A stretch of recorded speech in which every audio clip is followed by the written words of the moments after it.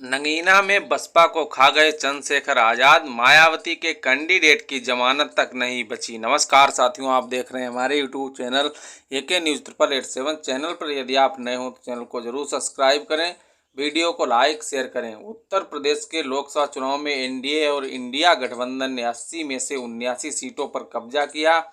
इन दोनों गठबंधनों को हराकर नगीना लोकसभा सीट जिस शख्स ने जीती है उसका नाम है चंद्रशेखर आज़ाद उर्फ रावण। वहीं आपको बता दें कि यूपी के लोकसभा चुनाव में इंडिया और एनडीए गठबंधन दोनों ने मिलकर के 79 सीटों पर कब्जा किया है। इन दोनों गठबंधनों को कड़ी टक्कर देकर के नगीना लोकसभा सीट पर जीत दर्ज की है भीम आर्मी के प्रमुख चंद्रशेखर आज़ाद ने। आपको बता दें कि चंद्रशेखर अपनी राजनीतिक पार्टी आज़ाद समाज पार्टी बनाई और पहली बार चुनावी मैदान में उतरकर बाजी मार ली।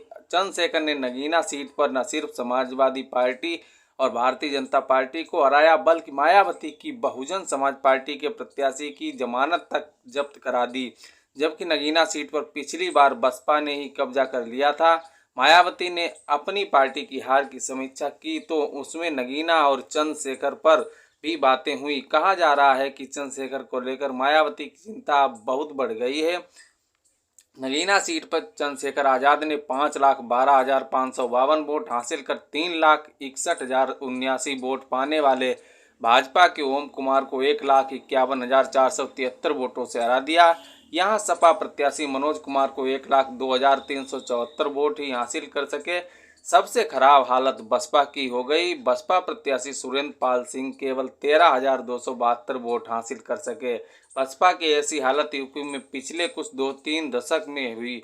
चंद्रशेखर आजाद का अपने दम पर चुनाव जीतना यूपी में दलित राजनीति की नई शुरुआत के रूप में देखा जा रहा है। बसपा अभी तक दलित समाज के वोट बैंक पर अधिकार जताती रही है, लेकिन चंद्रशेखर की जीत ने यूपी में इस वोट बैंक को लेकर नई बहस छेड़ दी है। यूपी में दलित राजनीति की धुरी बसपा के आसपास ही मानी जाती रही है। कांसीराम के बाद मायावती ने पार्टी की कमान संभाली। वह लोकसभा का पहला चुनाव पश्चिमी यूपी के बिजनौर सीट से वर्ष 1989 में जीती। सहारनपुर की एक सीट ने 1996 में मायावती को मुख्यमंत्री की कुर्सी तक पहुंचाया था। इसके बाद धीरे धीरे मायावती का राजनीतिक ग्राफ पश्चिमी यूपी में बढ़ता गया। वह 4 बार प्रदेश की मुख्यमंत्री बनी। साल 2017 के विधानसभा चुनाव में बसपा ने मात्र 19 सीटें हासिल की थी और पश्चिमी उत्तर प्रदेश में बसपा का प्रदर्शन 2007 के मुकाबले काफ़ी खराब रहा। उसी पश्चिमी यूपी से अब चंद्रशेखर आज़ाद का उदय हुआ है। जब सपा की लहर और भाजपा के दबदबे के बाद भी चंद्रशेखर ने जीत हासिल कर ली है। कहा जा रहा है कि मायावती ने अपने नेताओं के साथ चुनाव मंथन किया तो नगीना सीट और चंद्रशेखर पर खास चर्चा हुई। पिछली बार नगीना सीट बसपा ने ही जीती थी। मायावती ने चंद्रशेखर की जीत और बसपा के पराजय के कारणों के बारे में भी जानकारी